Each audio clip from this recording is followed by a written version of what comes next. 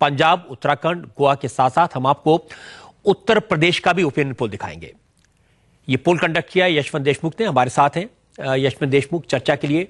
हमारे साथ है हेमंत शर्मा, कांग्रेस के शकील अहमद हमारे साथ हैं, हमारे खास मेहमान। अकाली दल के नेता नरेश गुजराल स्टूडियो में हमारे साथ हैं, और बहुजन समाज पार्टी जिसकी काफी दखल है उत्तराखंड और पंजाब दोनों में, उसके नेता सुदीन भदौरिया हमारे साथ में हैं। शुरुआत करते हैं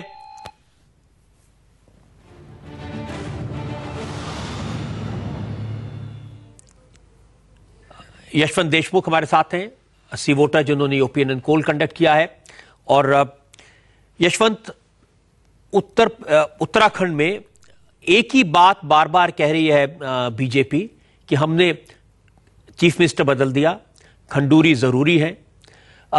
क्या इस पर कोई हम अंदाजा लोगों को दे सकते हैं कि लोगों ने खंडूरी को दोबारा मुख्यमंत्री बनाने के लिए अगर सामने रखा तो बीजेपी को उसका फायदा होगा, या फिर जनता समझ गई है कि बीजेपी ने सिर्फ मुख्यमंत्री बदल के कुछ खेल करने की कोशिश की है? देखिए, फायदा तो होगा, कहीं ना कहीं जनता ने बोला है इस बात को कि खंडूरी के आने का लाभ बीजेपी को मिलेगा, लेकिन ये लाभ उस तरीके का है कि जिसमें पेशेंट अगर आईसीयू में था तो आईसीयू से निकल के वार्ड में आ गया है, लेकिन उसको हॉस्पिटल से छुट्टी मिल गई है, ऐसी बात हमारे सर्वे से सामने नहीं आ रही है। इतना जरूर कहना चाहूंगा कि पॉपुलैरिटी रेटिंग में जब नेताओं की पॉपुलैरिटी बहुत दिखाई देती है, वो दरअसल उनकी व्यक्तिगत रेटिंग तो हो सकती है, लेकिन वो पूरी की पूरी वोटों में तब्दील होगी इसकी कोई गारंटी नहीं है। इसके लिए खुद खंडूरी ही स्वयं उदाहरण है रजत जी, क्योंकि उनके नेतृत्व में जब पिछली बार वो सीएम थे, बीजेपी 2009 में लोकसभा की 5 सीटें हार गई थी, उसके बाद के बाय इलेक्शन हारी, उसके बाद के पंचायत और लोकल बॉडी इलेक्शन भी हारी। इसलिए मुख्यमंत्री पद के लिए नंबर 1 की चॉइस हो जाना या लोगों का आपको पसंद करना ही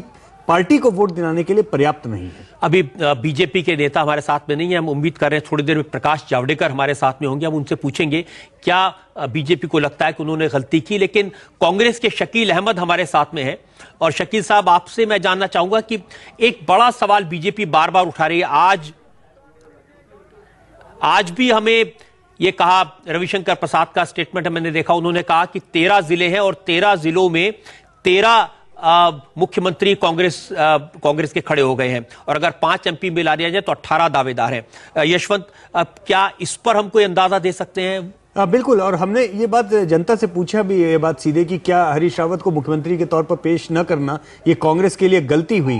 जवाब में तकरीबन 54% लोगों ने कहा कि हाँ, कांग्रेस ने गलती की, यानी हरीश रावत को अगर बतौर मुख्यमंत्री पेश किया गया होता तो कांग्रेस को ज्यादा फायदा होता, लेकिन 34% लोगों ने कहा कि कोई बहुत ज्यादा फायदा नहीं होता। एक बात तो तय है कि सीधा डायरेक्ट मुकाबला तभी हो पाता है जब आप एक सीएम की चॉइस सीधे दे पाते हैं अपने अब जिस तरह का ट्रेंड आ रहा है, पंजाब में एक सीएम की चॉइस देने का कांग्रेस को अगर लाभ हुआ है तो उत्तराखंड में न देने का नुकसान भी है थोड़ा। अब हेमंत जी, आपने देखा उत्तराखंड के चुनाव को करीब से, आपको क्या अंदाजा है कि अगर बीजेपी निशंक को बनाए रखती, खंडूरी को फिर से न लाती, तो क्या उसको बेहतर स्थिति में होती? बीजेपी ने एक स्ट्रेटेजिक गलती की है रजत जी, कि बीजेपी ने जिन खराब परिस्थितियों में निशंक को हटाया, उससे उन्होंने अपने ही 2.5 साल के मुख्यमंत्री को करप्ट घोषित कर दिया। मुझे समझ में नहीं आ रहा, और मैं यशवंत से जानना चाहूंगा कि वो खंडूरी जिनके मुख्यमंत्री रहते लोकसभा की 5 सीट कांग्रेस हार गई, उनमें दोबारा ऐसा क्या हो गया है कि वो फिर से एक उम्मीद बन गए हैं बीजेपी की, उत्तराखंड जरूरी, खंडूरी हैं जरूरी उत्तराखंड के लिए? जी, मैं आपकी बात से पूरी तरह सहमत हूं, क्योंकि पहले उनको हटाना गलत था, और हटा रहा है तो वापस लाना, दोनों ही तरीके से बीजेपी इधर कुआं उधर काई वाले हिस्से में फंसी। क्योंकि एक बात मैं आपको बता सकता हूं कि निशंक को लेके कितनी भी बातें सब लोग कहें और कितना भी उनके ऊपर विवाद हो, लेकिन निशंक एक मिलनसार चीफ मिनिस्टर जरूर थे, और आज की तारीख में वो अपना इलेक्शन अच्छा खासा लड़ रहे हैं, कमजोर इलेक्शन नहीं लड़ रहे हैं। तो और निशंक जो है वो लंबी रेस के घोड़े हैं। आप कितनी भी बीजेपी के नेतृत्व इस बात के लिए कोशिश कर ले, कहीं ना कहीं निशंक को हटाना भी उसका भी थोड़ा नुकसान। यशवंत, एक बात ये बहुत कही जा रही है कि जो बहुजन समाज पार्टी है वो इस बार उत्तराखंड में कहीं ना कहीं अपना एक रोल प्ले करेगी, और सुदीन हमारे साथ में भी हैं। बिल्कुल, हमारे इंडिया टीवी और सी वोटर के ओपिनियन पोल में ये बात लगातार पिछले 4 हफ्ते से, हम लोग हर हफ्ते कुछ सर्वे लगातार अपना अपडेट कर रहे हैं, और इस बात को क्लियरली हम इस बात को कह सकते हैं कि इस बार भी उत्तराखंड में बीएसपी के वोट दरअसल कम नहीं हो रहे हैं, बल्कि और बढ़ ही रहे हैं, कुछ ना कुछ इसमें बढ़त ही हो रही है और लोगों का ये मानना है बड़ी तादाद में कि वहां पर बीएसपी जो है एक बड़ी ताकत बनके, तीसरी ताकत बनके पिछली बार जो उभरा था उसमें कोई कमी आने वाले नहीं है। लेकिन मतलब सीटें नहीं बढ़ेंगी, वोट परसेंटेज बढ़ेगा। वोट परसेंटेज बढ़ रहा है और अभी आप देख सकते हैं कुछ कहना चाह रहे हैं। जब जो मैं आंकड़े बता दूं जल्दी से एक बार दर्शकों को, फिर आप लीजिए। जो हमारे इंडिया टीवी और सी वोटर के ओपिनियन पोल जो लेटेस्ट है उसके हिसाब से उत्तराखंड में कांग्रेस एक बहुत कंफर्टेबल लीड में है। 34 से 38 सीटें मिल सकती हैं बीजेपी के खाते में, 20 से 24, बीएसपी को 6 से 10 सीटें मिल सकती हैं, अन्य के खाते में 3 से 5। अगर मामला अटका तो कहीं ना कहीं बीएसपी एक किंग मेकर की भूमिका में भी आ सकती है। लेकिन रवि ये सीसॉ है। अगर आपको याद होगा पहले हमारे सर्वे में कांग्रेस आगे थी, दूसरे सर्वे में ऐसा लगा कि कांग्रेस के रेबल फैक्टर के कारण कांग्रेस की बढ़त कम हुई है, लेकिन अब इलेक्शन आते आते कांग्रेस को दोबारा लीड मिलती हुई स्पष्ट दिख रही है। आप कह रहे हैं कि खंडूरी के नाम पर जो प्रचार हुआ शुरू में उसका फायदा हुआ और बाद में बीजेपी को उसका उतना फायदा नहीं हुआ, कांग्रेस आगे बढ़ती हुई नजर आ रही है। नहीं, लेकिन मेरा ये कहना है कि अभी भी 2% वोटों का सिर्फ फर्क है यशवंत। अगर 2% वोटों में थोड़ा भी बदलाव, रुझान का बदलाव हुआ और आज ये 2% गड़बड़ करने वाले ये सुदीन भदौरिया, और आज से वहां रामदेव ने भी कैंपेन स्टार्ट कर दिया और रामदेव और अन्ना दोनों का उत्तराखंड में काफी असर है, दूर दराज के गांव तक। रजत जी, मैं थोड़ा सा इस बहस में हस्तक्षेप करना चाहूंगा। जी जरूर जरूर, आपका बहुत इंतजार कर रहे थे हम कि बीएसपी जो आप तो पूरे उत्तराखंड में हस्तक्षेप कर रहे हैं। जी हाँ, हस्तक्षेप हमारी पहल पूरे उत्तराखंड की ही राजनीति को नहीं, उत्तरांचल की राजनीति को नहीं, बल्कि पूरे देश की राजनीति को प्रभावित कर रही है।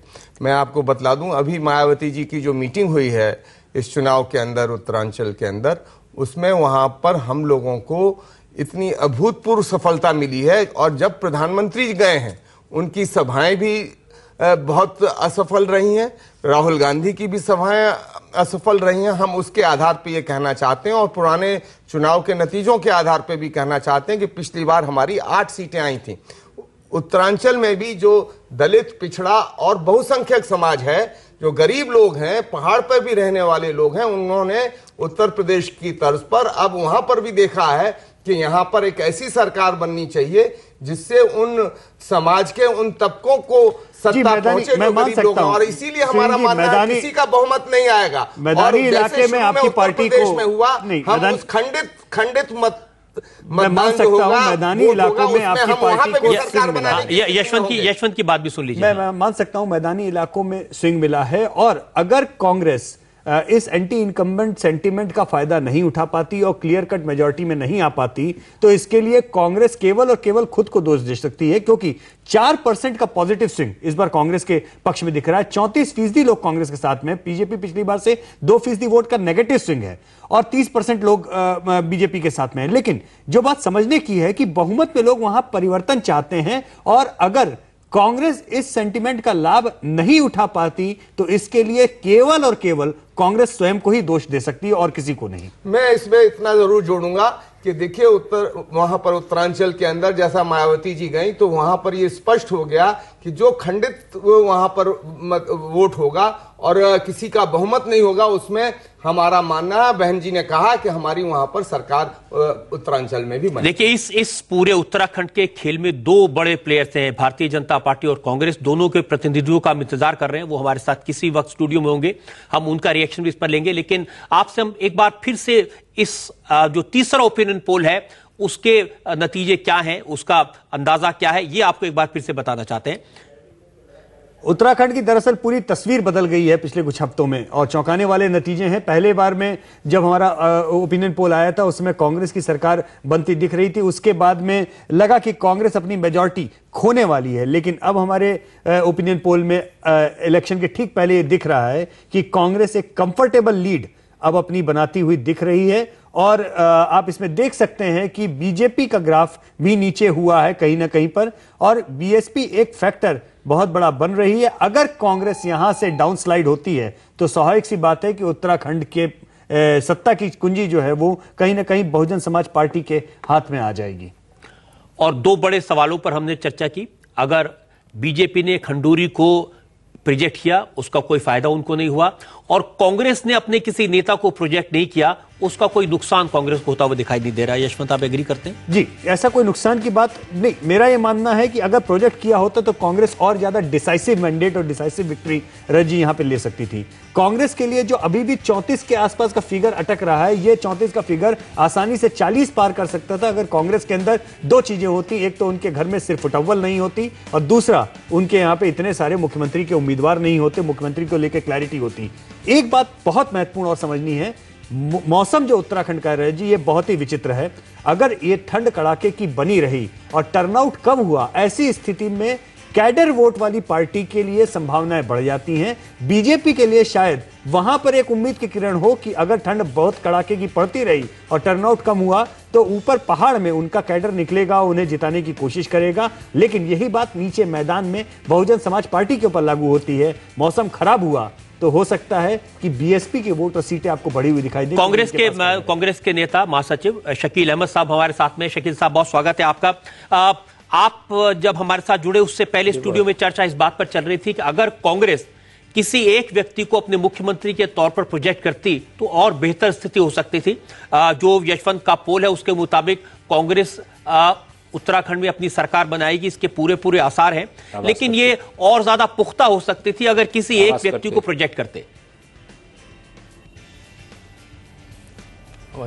शकील साहब, शायद आपको मेरी आवाज नहीं सुनाई दे रही है।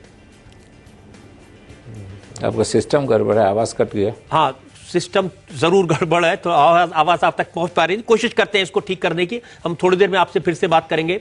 अभी पंजाब पर बात करनी है, उत्तर प्रदेश पर बात करनी है, और दर्शकों से हम ये कहना चाहते हैं कि तीसरे ओपिनियन पोल आते आते उत्तराखंड में स्थिति काफी बदली है।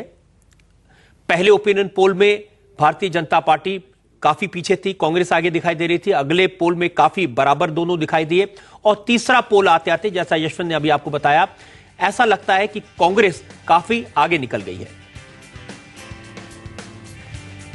उत्तराखंड में जो वोटों का प्रतिशत है वो भी बहुत क्लियरली बता रहा है कि कांग्रेस के लिए लगभग 4% की स्विंग है, और गैप भी है, तकरीबन 4% का हो गया। बीजेपी को 2% नेगेटिव स्विंग का एक सामना करना पड़ रहा है। बहुमत में उत्तराखंड के लोग सरकार बदलने के मूड में हैं। खंडूरी की वजह से कहीं ना कहीं बीजेपी को लाभ हुआ है, जो वापस थोड़ी बहुत टक्कर में बीजेपी आ पा रही है। तो यशवंत, इस ओपिनियन पोल से एक तस्वीर बिल्कुल साफ है, उत्तराखंड में कांग्रेस की वापसी हो सकती है। लोगों को बीजेपी सरकार से जो नाराजगी है, क्लीन इमेज वाले खंडूरी इस नाराजगी को कम कर पाए, लेकिन इतना कम नहीं कर पाए कि वो फिर से मुख्यमंत्री बन जाएं। और अंदाजा ये है, ये पोल है, असली फैसला क्या होगा ये तो जनता करेगी। हमारी आपसे अपील है, चाहे कितनी भी ठंड हो, वोट देने जरूर जाएं, फैसला करें, अपनी किस्मत का फैसला आपको करना है। ज्यादा से ज्यादा लोग वोट करेंगे, उससे लोकतंत्र मजबूत होगा। हम एक ब्रेक लेंगे, और ब्रेक के बाद हमारे जो बाकी मेहमान हैं उनसे बात करेंगे। आपको दिखाएंगे पंजाब का ओपिनियन पोल, पंजाब की जनता का अंदाजा क्या है। हम आपको बताएंगे उत्तर प्रदेश की जनता क्या सोचती है इस चुनाव के बारे में।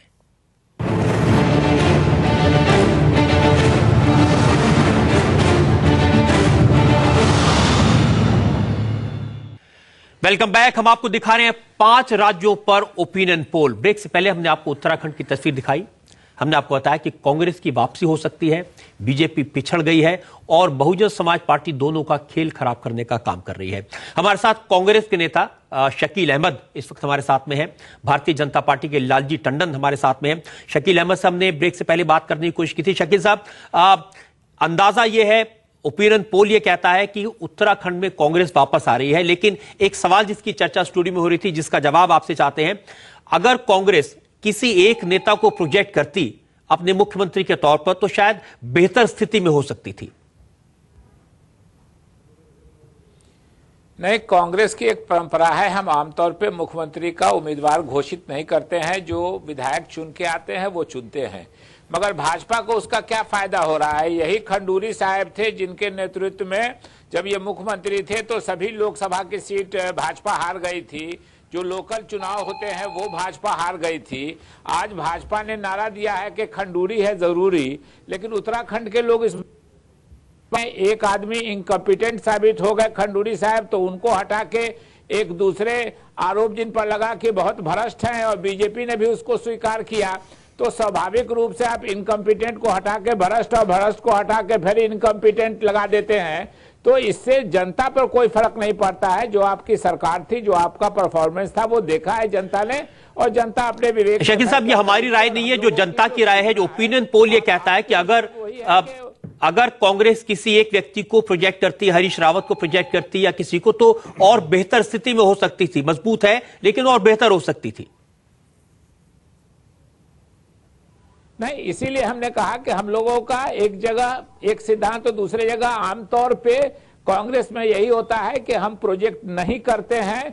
पंजाब में आपने कैप्टन अमरिंदर सिंह की बात कही है, उनको भी विधिवत प्रोजेक्ट नहीं किया गया है। वो पीसीसी के प्रेसिडेंट हैं, पूर्व मुख्यमंत्री रहे हैं, लोग उम्मीद करते हैं, कार्यकर्ताओं की राय है, लेकिन वहां भी कोई। शकील साहब, आज बीजेपी के नेता रविशंकर प्रसाद उत्तराखंड में थे और उन्होंने कहा कि 13 जिले हैं और 13 जिलों में कांग्रेस का हर एक मुख्यमंत्री है। अगर 5 एमपीज को भी जोड़ ले तो 18 लोग ऐसे हैं जो मुख्यमंत्री बनने का दावा कर रहे हैं। तो वो अपनी हार का बहाना खोज रहे हैं, क्योंकि हर आदमी चाहता है कि मेरे जिले से और मेरा एमपी मुख्यमंत्री हो जाए तो उससे वोट की संख्या और बढ़ जाएगी। तो वो अपने हार का बहाना खोज रहे हैं। रविशंकर प्रसाद जी के हारेंगे तो यही बात कहेंगे कि हर जिले में इन्होंने मुख्यमंत्री प्रोजेक्ट किया था, इसलिए हर जिले के लोगों ने इनको वोट दिया। शकील साहब, हमने उत्तराखंड की बात की है, पंजाब बाकी है, उत्तर प्रदेश के बारे में हम चर्चा करेंगे और दर्शकों को बताना चाहते हैं कि उत्तराखंड में पहले ओपिनियन पोल में कांग्रेस आगे थी, दूसरे में कांग्रेस और बीजेपी आसपास आए, करीब आए, और तीसरा ओपिनियन पोल यशवंत ने बताया उत्तराखंड में इस बात की पूरी संभावना है, जनता की ये राय है, इस बात का अंदाजा है कि कांग्रेस अपनी सरकार बना सकती है। अब एक ऐसे दूसरे राज्य में चलते हैं जहां पर 30 तारीख को पोलिंग है, जहां आपको अपने घर से सुबह उठ के जाना है, वोट देना है, अपनी सरकार बनानी है। यह प्रदेश ऐसा है जहां कांटे की लड़ाई है। पंजाब में एक तरफ बादल हैं, एक तरफ कप्तान साहब हैं, एक तरफ एंटी इनकम्बेंसी का सवाल है, दूसरी तरफ आपसी लड़ाई पार्टी को मार रही है। हम देखते हैं कि क्या कहते हैं यशवंत देशमुख और उनका ओपिनियन पोल।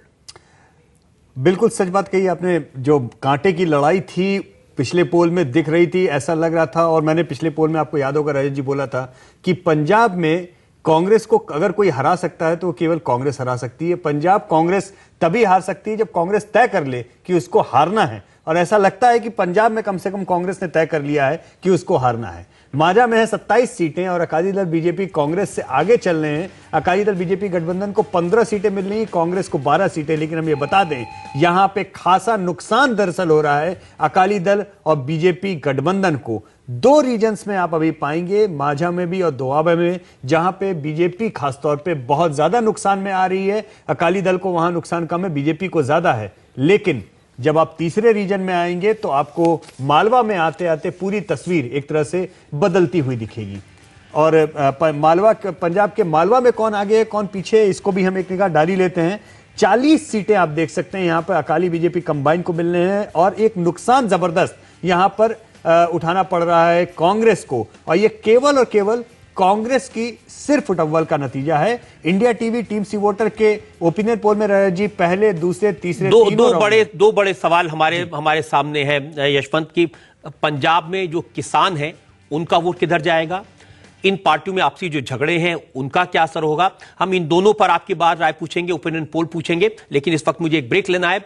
ब्रेक के बाद हम आपको दिखाएंगे पंजाब की फाइनल तस्वीर। हम आपको बताएंगे पंजाब में बादल की सरकार बचेगी या जाएगी। उसके बाद हम उत्तर प्रदेश का ओपिनियन पोल आपको दिखाएंगे। हमारे साथ में शकील अहमद कांग्रेस के नेता हैं, शकील सिद्दीकी हमारे साथ में हैं, समाजवादी पार्टी के नेता, और नरेश गुजराल अकाली दल के नेता हमारे साथ स्टूडियो में हैं। सुदीन भदौरिया बहुजन समाज पार्टी के नेता हमारे साथ हैं। हम इन सबसे बात करेंगे एक ब्रेक के बाद।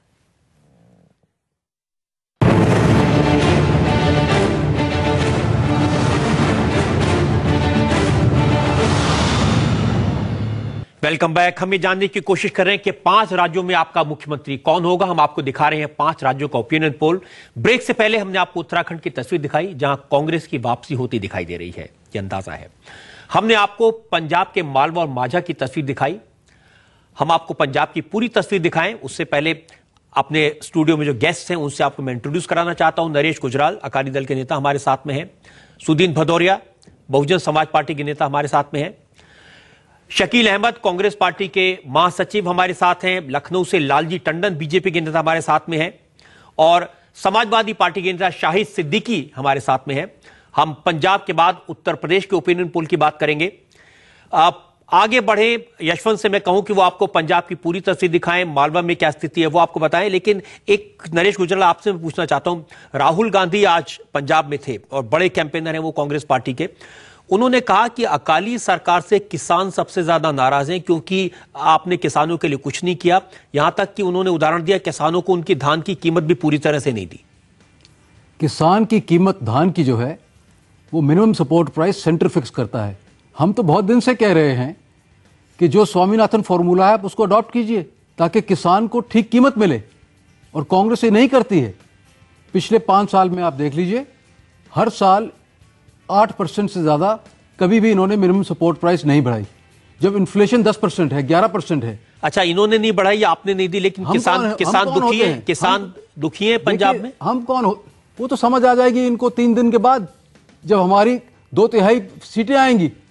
अच्छा, यशवंत के ओपिनियन पोल में किसानों के मूड का एक अंदाजा लिया है। जी, हमने सवाल पूछा है कि सामान्य तौर पर पंजाब में किसानों के वोटों का लाभ किसको मिलेगा, किसान किसकी और ज़्यादा सिंपैथेटिक दिखाई देते हैं, और पंजाब में लोगों ने बोला है कि अकाली दल को ज़्यादा पंजाब के किसानों की पसंदीदा पार्टी की तरह माना जाता है। लगभग 49% लोगों ने अकाली दल का नाम लिया, 31% लोगों ने कांग्रेस का नाम लिया, 3% लोगों ने मनप्रीत बादल की पार्टी का नाम लिया, बाकी लोगों ने राय अपनी जाहिर नहीं की। लेकिन कम से कम इस एक मसले के ऊपर पंजाब में डिफॉल्ट पार्टी हम कह सकते हैं किसानों के लिए या ग्रामीण इलाकों में वो अकाली दल है। और एक क्विक रिएक्शन शकील साहब मैं आपका चाहूंगा। बार बार अकाली दल के नेता ये कह रहे हैं कि कांग्रेस पार्टी में आपस में इतनी ज्यादा लड़ाई है, उसकी वजह से कांग्रेस को उसका नुकसान हो सकता है। इस पर ओपिनियन पोल है हमारे पास में, कुछ इसकी फिगर्स हैं। यशवंत, मैं ओपिनियन पोल की फिगर्स में पूरा दिखा सकता हूं कि पूरी पार्टी में नुकसान भ्रष्टाचार और आपसी लड़ाई से किसको सबसे ज्यादा हो रहा है। तो एक पंजाब में बहुत क्लियरली ये सेंटीमेंट आया है कि कांग्रेस को ज्यादा नुकसान है इस सिर फुटअव्वल का भी और भ्रष्टाचार का भी। लेकिन पंजाब में सिर फुटअव्वल का मुद्दा कांग्रेस के लिए एक तरह से हाराकिरी का मुद्दा सामने आ रहा है। आपने 2 रीजन दिखाए थे, तीसरे रीजन अगर हम देखेंगे तीनों को एक साथ रजी, तो आपको बहुत क्लियरली समझ में आएगा कि हमारे पिछले तीनों राउंड में पंजाब में एंटी इनकम्बेंसी का सेंटीमेंट बहुत क्लियरली दिखाई दिया, लेकिन कांग्रेस उसका बहुत ज्यादा लाभ उठाने की हालत में नहीं आ पा रही। अब आप जरा एक पूरी तस्वीर ही दिखा दीजिए पंजाब की, किस पार्टी को कितनी सीटें मिल रही है, क्या अंदाजा है, कैसे स्थिति बदल रही है? पंजाब में सरकार बदलती हुई फिलहाल नहीं दिख रही है। अकाली दल बीजेपी के साथ में बहुमत उसको मिल जा रहा है, बावजूद इसके कि बीजेपी को खासा नुकसान हो रहा है। अकाली दल बीजेपी गठबंधन को माझा में, दोआबा में खासा नुकसान हो रहा है, लेकिन दरअसल मालवा में वो सारे नुकसान की भरपाई कर रही है। हम ग्राफिक्स एक हम देखना चाहेंगे तीनों रीजन्स को एक साथ, जिसमें हमारा नफा नुकसान तीनों रीजन्स का दिखाई दे, तो शायद दर्शकों को और ज्यादा क्लियरली हम इस चीज को बता सकें कि कहां पे जाके कांग्रेस का जगरनट अटक रहा है। अगर हम तीनों रीजन्स को एक साथ देख सकें जहां पे नफा नुकसान है, उस ग्राफिक को अगर हम देख सकें तो हमको क्लियरली समझ में आएगा। हमारा पहला पोल, दूसरा पोल और तीसरा पोल तीनों आपने देखे, जिसमें शुरुआत में कांग्रेस जो है वो बढ़त में दिखाई दी। दूसरे पोल तक आते आते मामला बिल्कुल बराबरी का कांटे का होता गया, और तीसरे पोल में आते आते हम बिल्कुल साफ देख रहे हैं कि कांग्रेस के सिर फुटअव्वल के कारण, कांग्रेस के डिसिडेंट्स के कारण, दूसरा बीएसपी के उभार के कारण, और तीसरा जो मनप्रीत बादल का इंपैक्ट है, जो एक बफर जोन वो बना रहे हैं, नाराज मतदाताओं को अपनी ओर लेके जा रहे हैं। अगर ये नहीं होते तो शायद कांग्रेस को एंटी इनकम्बेंट स्विंग पूरी क्लियरली उनकी ओर मिल जाती। शकील साहब, आप कुछ कहना चाहेंगे? अगर कांग्रेस के लोग आपस में नहीं लड़ते, यशवंत का ओपिनियन पोल ये कहता है, तो शायद कांग्रेस अपनी सरकार बना पाती पंजाब में। नहीं, देखिए अजीब स्थिति है इस एक तरह से ओपिनियन पोल्स की। कल मैं एसी नेल्सन वाला देख रहा था, उसमें वो बता रहे थे कि कांग्रेस पंजाब में जीत रही है, उत्तराखंड में हार रही है। सी वोटर वाले बताते हैं कि कांग्रेस उत्तराखंड में जीत रही है, पंजाब में हार रही है। तो ये सेफोलॉजिस्ट खुद ही कंफ्यूज हैं, एक नतीजे पर नहीं पहुंचे हैं। नहीं, वो 2 अलग-अलग सेफोलॉजिस्ट हैं शकील साहब। मैं आपको बताऊं कि ये केवल सेफोलॉजिस्ट की बात नहीं है, पॉलिटिकल पार्टीज की भी बात है। बिहार में आपने कहा था कि हम सरकार बना रहे हैं और आपको 4 सीटें मिली थी, या टिकट टिकट इसको नहीं नहीं, मैं इनकी ओपिनियन पोल की बात कर रहा हूं कि दोनों का जो ओपिनियन पोल है, सी वोटर का और एसी नेंसल का, बिल्कुल लिवर्स है एक दूसरे के। शकील साहब मैं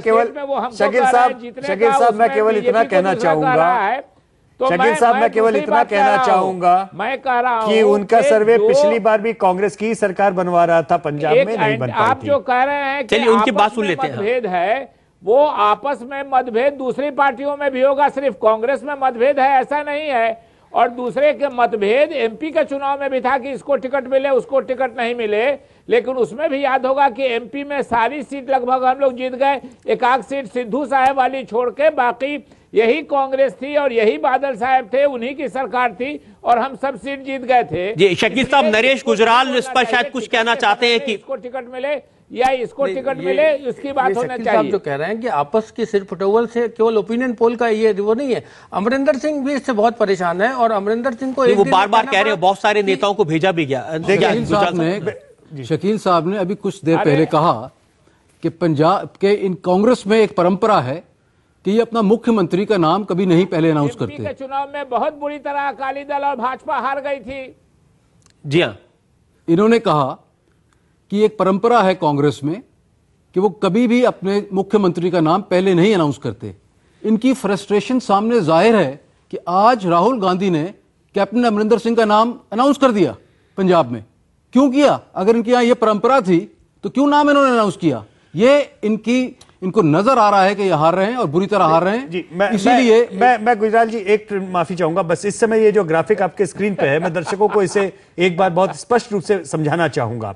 देखिए कितनी पिछले बार से और अभी के बीच में किस रीजन में कितनी सीट का फायदा या नुकसान हो रहा है।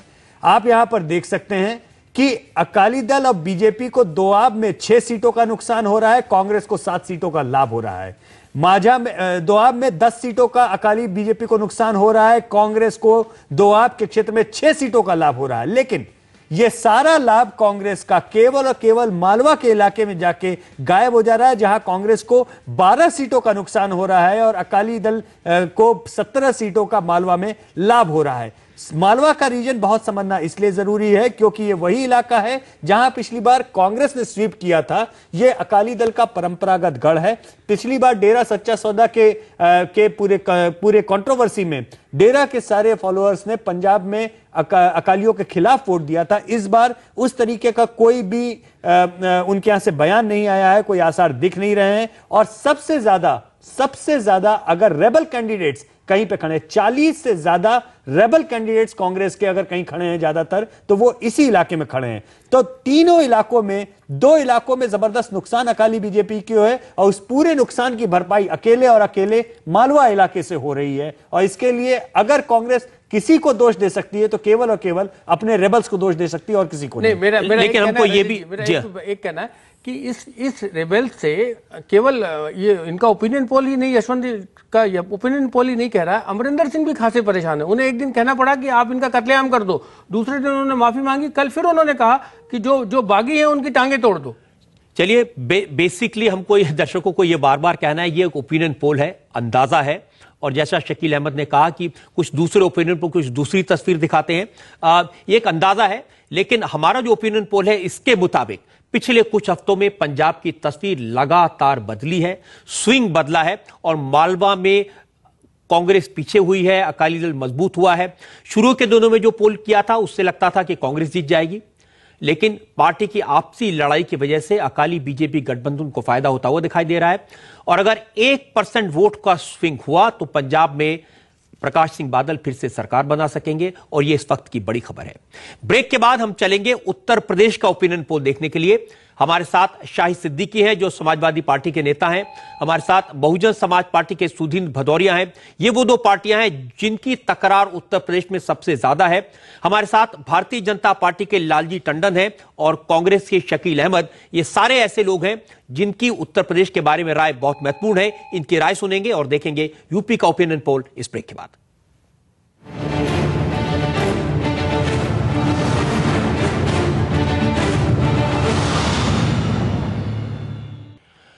Welcome back. हम आपको दिखा रहे हैं 5 राज्यों का ओपिनियन पोल। ब्रेक से पहले हमने आपको उत्तराखंड और पंजाब की तस्वीरें दिखाई। उत्तराखंड में कांग्रेस सरकार बना सकती है, पंजाब की तस्वीर बदल गई है, यहां बादल की वापसी होती दिखाई दे रही है। और अब चलते हैं उत्तर प्रदेश में। हालांकि यूपी में चुनाव थोड़े दिन बाद हैं, लेकिन यहां के घमासान की आग दिल्ली तक पहुंच चुकी है। यूपी के चुनाव के नतीजे दिल्ली की सरकार पर असर डाल सकते हैं, कांग्रेस और बीजेपी पर असर डाल सकते हैं। लेकिन राज्य में असली लड़ाई है मायावती की बहुजन समाज पार्टी और मुलायम सिंह की समाजवादी पार्टी के बीच। हमारे साथ समाजवादी पार्टी के नेता शाहिद सिद्दीकी हैं, बहुजन समाज पार्टी के नेता सुदीन भदौरिया हमारे साथ में हैं, कांग्रेस के शकील अहमद और भारतीय जनता पार्टी के लालजी टंडन हमारे साथ में हैं। इन सब नेताओं की राय जानेंगे। और यशवंत देशमुख से हमने कहा कि इस ओपिनियन पोल को अलग अलग हिस्सों में डिवाइड कर दें, उत्तर प्रदेश को हिस्सों में डिवाइड कर दें, पूर्वांचल में, अवध में, बुंदेलखंड, रोहिलखंड और हरित प्रदेश में। यशवंत, अगर पूर्वांचल पर नजर डालने की कोशिश करें, क्योंकि सबसे क्रूशियल एरिया यही है। बिल्कुल, सबसे ज्यादा क्रूशियल है, क्योंकि सबसे ज्यादा स्विंग जोन जिसे हम कहें वो उत्तर प्रदेश में 114 सीटों का पूर्वांचल है। और बड़ी ही कांटे की टक्कर यहां पे आपको जो दिखाई दे रही है वो दरअसल जब आप वोट शेयर में पाएंगे तो आप ये पाएंगे कि सबसे ज्यादा स्विंग अगर किसी के पक्ष में दिख रहा है तो वो समाजवादी पार्टी के फेवर में दिख रहा है। और सबसे बड़ी जंप अगर किसी ने यहाँ पे मारी है तो वो समाजवादी पार्टी है। तीसरे और चौथे नंबर की लड़ाई में कांग्रेस और बीजेपी काफी ज्यादा पीछे हो गए हैं। बीएसपी और एसपी में कांटे की टक्कर है, एसपी को 42 और बीजेपी को 41 तक सीटें यहां पर मिल सकती हैं। कई ऐसे सवाल हैं जो उत्तर प्रदेश के चुनाव में बहुत इंटरेस्टिंग बन गए हैं। और पिछले ओपिनियन पोल के दौरान मैंने यशवंत से सवाल पूछा था, क्या जिस तरह से चुनाव आयोग ने हाथियों को ढकने का फैसला किया, बीएसपी ने इसको इशू बनाया, क्या इसका फायदा होगा, क्या इसका लाभ होगा बीएसपी को या नुकसान होगा? बिल्कुल, हमने ये सवाल सीधा पूछा। और जैसा कि मायावती ने पहले ही कहा कि खुला हाथी 1.25 लाख का, 1 लाख का तो बंद हाथी 1.25 लाख का।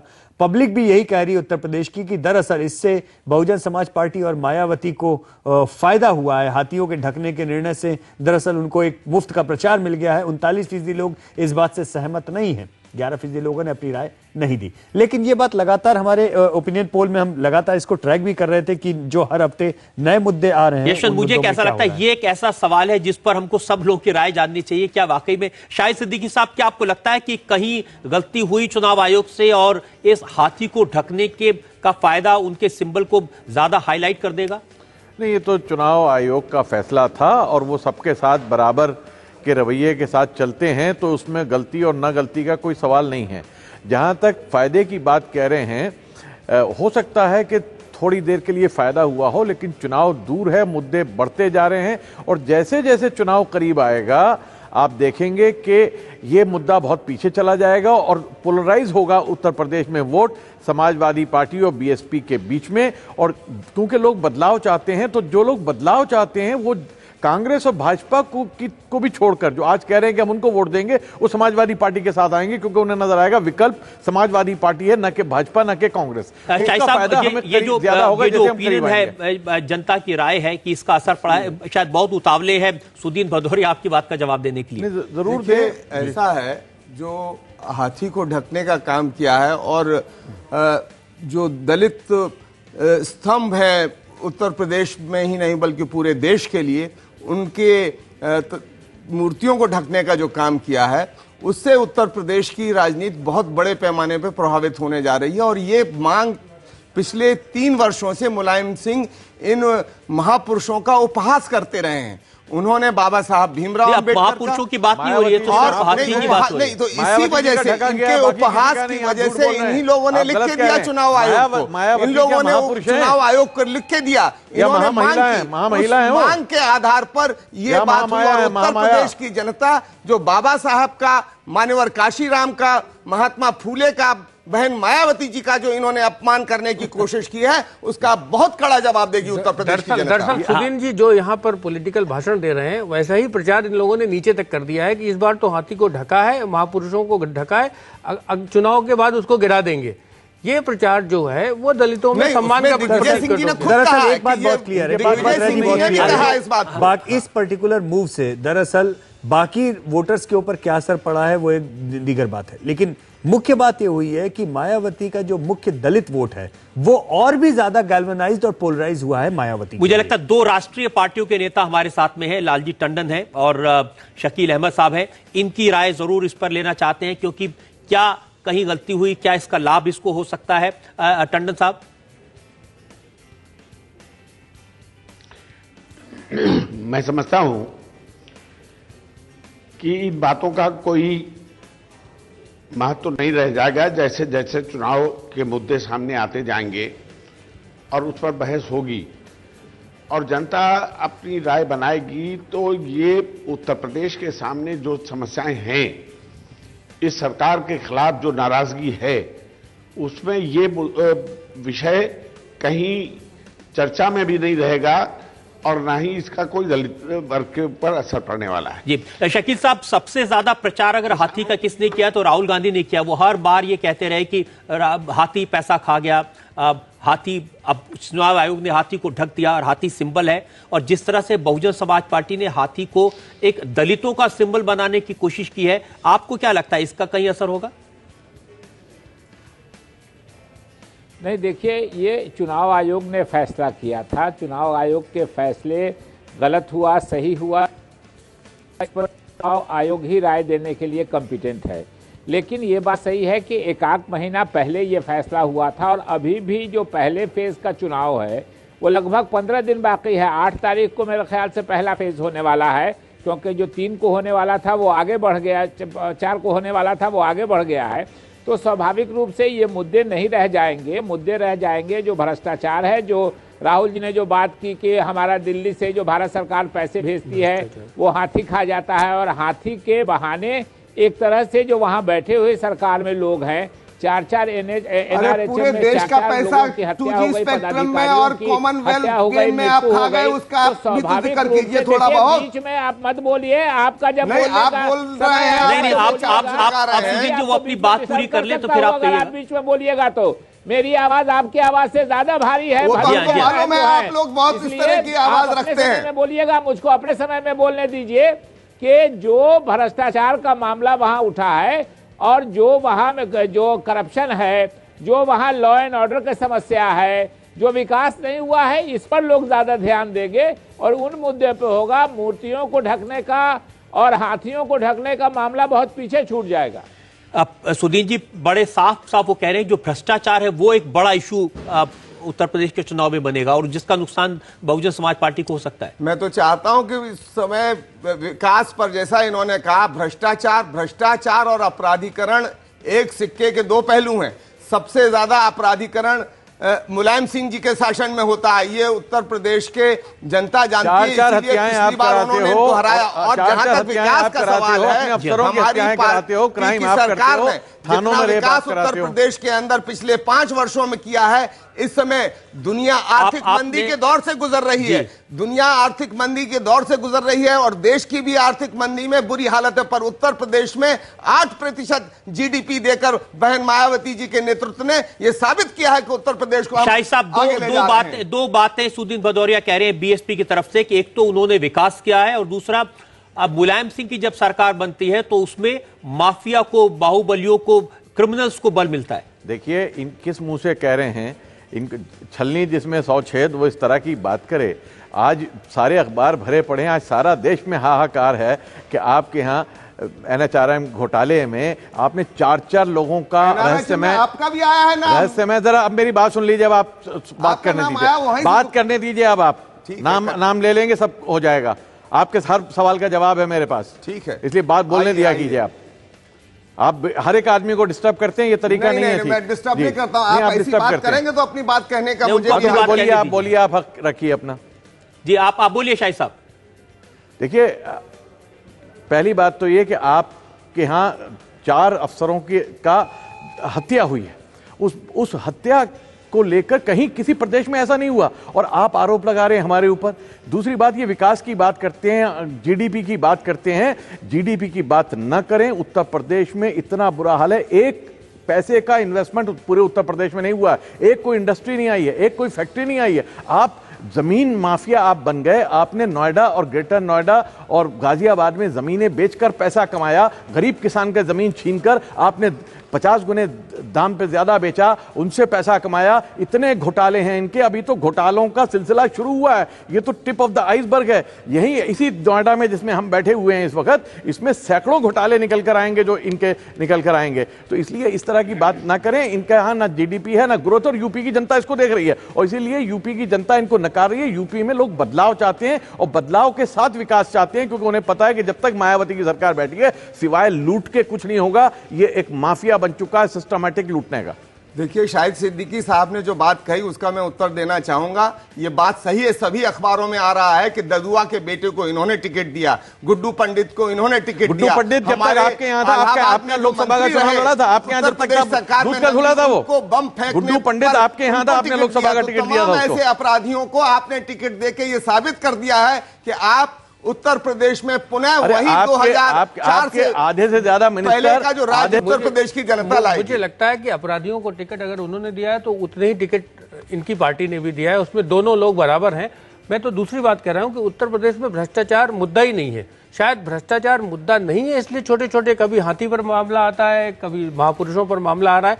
भ्रष्टाचार मुद्दा बन सकता था, लेकिन जब कांग्रेस भ्रष्टाचार को मुद्दा बनाती है तो वो खुद कटघरे में नजर आती है। उत्तर प्रदेश में मायावती के मुद्दों के भ्रष्टाचार को मुद्दा राहुल गांधी बनाने की कोशिश करते हैं, पर जब वो बनाने की कोशिश करते हैं तो वो खुद कटघरे में आते हैं, क्योंकि उनके ज्यादातर लोग अभी एक नए मेहमान हमारे साथ जुड़े हैं, प्रकाश जावड़ेकर, बीजेपी के नेता हैं, प्रवक्ता हैं। प्रकाश जी, बहुत स्वागत है आपका। जिस विषय पर हम यहाँ चर्चा कर रहे हैं वो उत्तर प्रदेश का ओपिनियन पोल। और एक बड़ा सवाल, आज मुलायम सिंह यादव ने पब्लिक मीटिंग में कहा कि जब जब बीजेपी किसी तरह से पावर में आती है तो वो सांप्रदायिकता को भड़काती है, हिंदू मुसलमान को आपस में लड़वाती है। ये बिल्कुल सरासर झूठ है। रिकॉर्ड ये दिखाता है कि जब जब बीजेपी सत्ता में आती है मैं सबसे ज्यादा महफूज रहती है, क्योंकि ये इतिहास है और ये लोगों ने देखा है। और इसलिए आज कोई मुद्दा नहीं है, मुद्दे के अभाव में ये इस तरह की बात करते हैं। मुद्दा वहां दो है, एक तो लोगों ने मुलायम का जंगल राज देखा है, गुंडा राज देखा है, और उसकी वो भनक भी नहीं चाहते। महिलाएं बिल्कुल नहीं चाहेगी कि पुनः मुलायम का राज आए, तो 5 साल पहले जो संकट था वो आएगा। और बहन मायावती का जो राज चल रहा है उसको तो कुराज ही कहना चाहिए, क्योंकि उसमें न नीतिमत्ता है, पूरा भ्रष्टाचार है और पूरी लूट खसोट है। तो इसलिए ये भी नहीं वापस आने वाले हैं। 10 साल बीजेपी ने भी वह राज किया है, लोग उसको याद कर रहे हैं और उसको वापस लाने की बात लाल के सपने इसलिए लोग कर रहे हैं और इसलिए आपको चौंकाने वाले लेकिन अब जो ओपिनियन पोल है उसमें तो कहीं रेस में ही नहीं है। आज मैंने बीजेपी के नेताओं के बयान पढ़े, एक नेता कह रहा है कि वो मुख्यमंत्री हो सकती है, दूसरा कह रहा है मैं मुख्यमंत्री हो सकता हूं। एक कहावत है ना, सूत ना कपास, आपस में लट्ठम लट्ठा। नहीं, लट्ठम लट्ठा नहीं है, ये बात साफ है। जैसे मैंने कहा, बीजेपी सत्ता में प्रमुख भूमिका इसलिए निभाएगी क्योंकि ये आज लोग वापस चाहते हैं कि वो 10 राज और हमारे 4 मुख्यमंत्री, पहले कल्याण सिंह थे, फिर राजनाथ जी थे, राम प्रकाश जी थे, और तो ये सारे मुख्यमंत्री लगातार जिस तरह से सफल रहे और अच्छा काम किया, तो इसका एक लोग याद कर रहे हैं कि ये होने चाहिए। देखिए, आप सब जितने लोग हैं, शाहिद सिद्दीकी साहब हैं, सुदीप भदौरिया हैं, शकील अहमद साहब हैं, आप सबकी राय महत्वपूर्ण है। मुझे लगता है कि हम इस पर चर्चा करें, इससे पहले जो बाकी हिस्से हैं उत्तर प्रदेश, उनकी एक बार तस्वीर देख लें, क्या ओपिनियन पोल कहता है, और फिर हम आपकी राय इन इश्यूज पर जानेंगे। बिल्कुल, हम बचे हुए जितने भी हिस्से हैं उनके ऊपर भी जल्दी से एक निगाह डाल लेते हैं।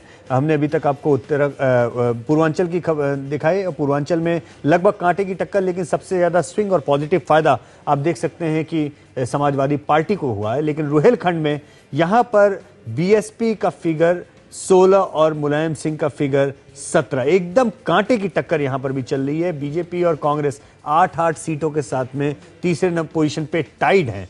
तो 52 सीटें रुहेलखंड की हैं, जहां पर भी दरअसल सीधा और बड़ा मुकाबला 2 प्रमुख पार्टियां एसपी और बीएसपी के बीच में ही दिखाई दे रहा है। तो 2 जो आपने एरियाज बताए, दोनों में समाजवादी पार्टी और बहुजन समाज पार्टी करीब है। और अब रुहेलखंड की बात हम बात कर चुके हैं, हम बुंदेलखंड चलते हैं। बुंदेलखंड जो है वो कांग्रेस के राहुल गांधी के सामने बहुत बड़ा हिस्सा माना गया था, बहुत बड़ा कैंपेन चलाया, लेकिन ये हिस्सा एक तरह से मायावती के हाथ में है। 25 सीटों में सबसे ज्यादा 11 सीटें इस समय मायावती के कैंडिडेट लीड कर रहे हैं। 7 सीटों पे हमारे सर्वे के हिसाब से समाजवादी पार्टी आगे चल रही है, और दरअसल कांग्रेस का फिगर बहुत ही नीचे है। 3 सीटों पे कांग्रेस और 3 सीटों पे ही बीजेपी एक तरह से बराबरी की लड़ाई तीसरे नंबर की चल रही है, लेकिन मायावती बुंदेलखंड में काफी आगे हैं बाकी सभी पार्टियों से। बुंदेलखंड के बाद में हम बाकी रीजन्स भी देख ही लेते हैं। हमने पूर्वी उत्तर प्रदेश की बात की, अब हम चलते हैं पश्चिमी उत्तर प्रदेश। एक निगाह हरित प्रदेश पे भी डालेंगे और अवध पे भी डालेंगे, दोनों ही एरिया बहुत ज्यादा महत्वपूर्ण है। हरित प्रदेश में 76 सीटें हैं और बड़ी क्लियर एक लीड यहां पे बीएसपी के खाते में है। दूसरे नंबर पे समाजवादी पार्टी, कांग्रेस गठबंधन 14 सीटें, और यहां हम बता दें कि 14 में से बहुत बड़ा हिस्सा दरअसल आरएलडी का है, जो कि बहुतायत में इस 14 में से आरएलडी के खाते की सीटें हैं। बीजेपी के खाते में केवल 9 सीटें अभी फिलहाल दिख रही हैं। ये अभी तक का जो हमारा ओपिनियन पोल है उसके आंकड़े हैं। और अंत में हम देखेंगे बहुत बड़ा, सबसे बड़ा जो प्रदेश का क्षेत्र है, उप प्रदेश आप कह लें एक तरह से, वो है अवध।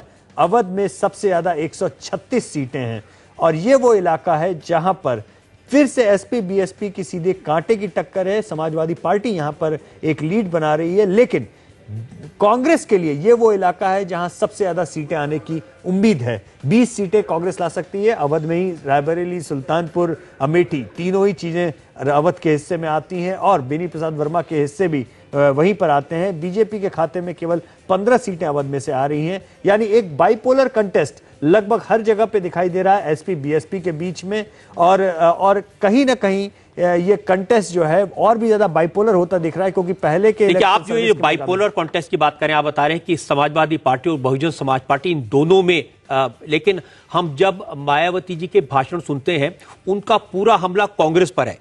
ऐसी सिचुएशन में हेमंत जी आपकी राय क्या है? क्यों मायावती का पूरा कैंपेन कांग्रेस पर केंद्रित है जबकि वो कांग्रेस रेस में नहीं है?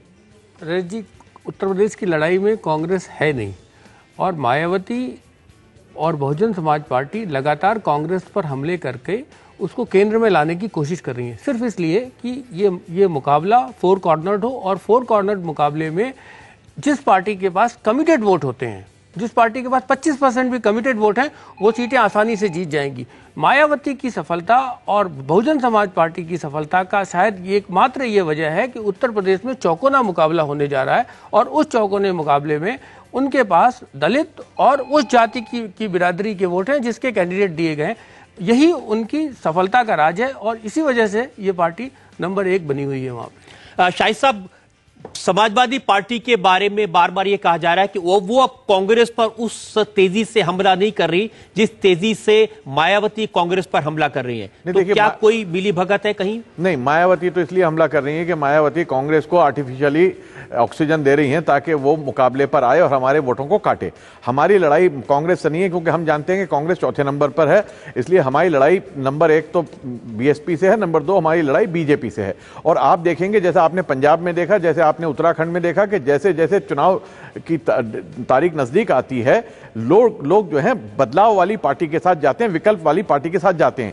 तो आज आपको शायद कांटे का मुकाबला नजर आ रहा है, लेकिन आप देखेंगे कि अवध में भी और उत्तरांचल में भी और पश्चिमी उत्तर प्रदेश में भी सारी जगह पर हमारी स्थिति जैसे जैसे चुनाव करीब आएगा इंप्रूव करती चली जाएगी। 7 फेज हैं, 7 फेजों में हम इंप्रूव करेंगे और हमारी स्थिति बहुत बेहतर निकल के आएगी, क्योंकि यही ट्रेंड होता है। शुरू में क्या होता है कि जो सत्ताधारी पार्टी है वो अपना बराबर का लेके चलती है, वो मजबूती के साथ, लेकिन जैसे जैसे बदलाव का लोगों को लगता है कि विकल्प कौन, विकल्प बीजेपी नहीं है, लोग देख रहे हैं, विकल्प कांग्रेस नहीं है, लोग देख रहे हैं।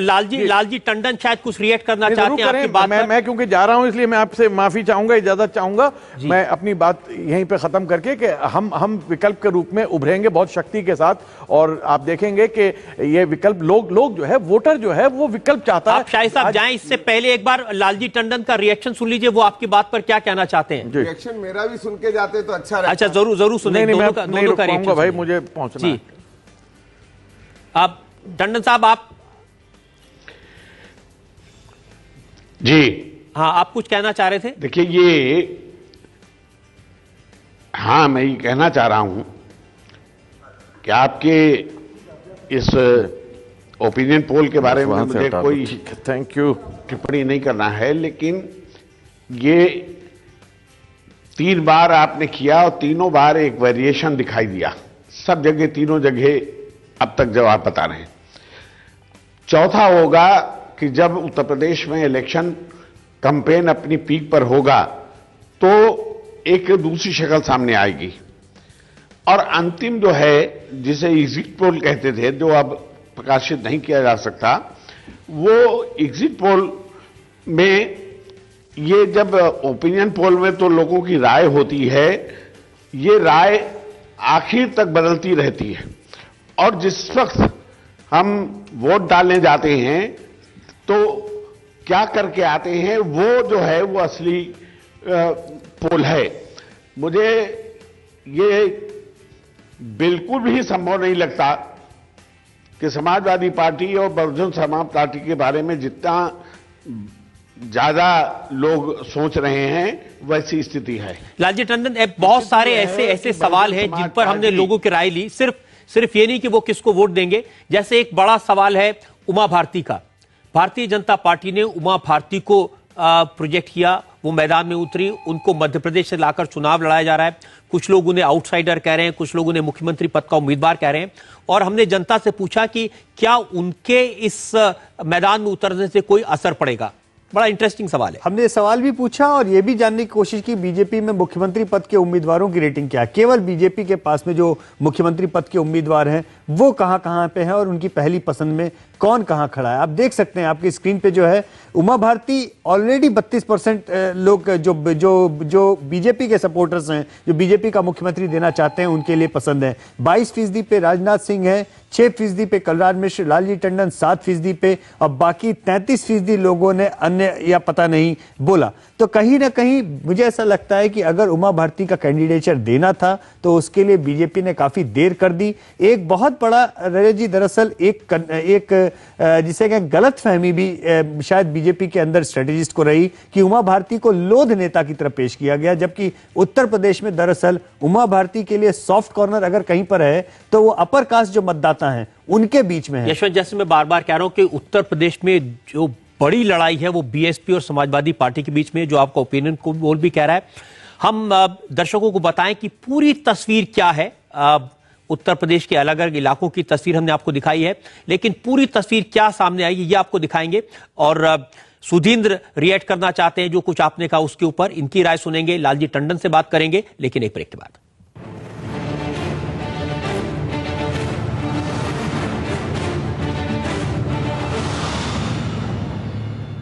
Welcome back. हम आपको दिखा रहे हैं 5 राज्यों का ओपिनियन पोल। ब्रेक्स पहले हमने आपको उत्तर प्रदेश के अलग अलग इलाकों की तस्वीर दिखाई।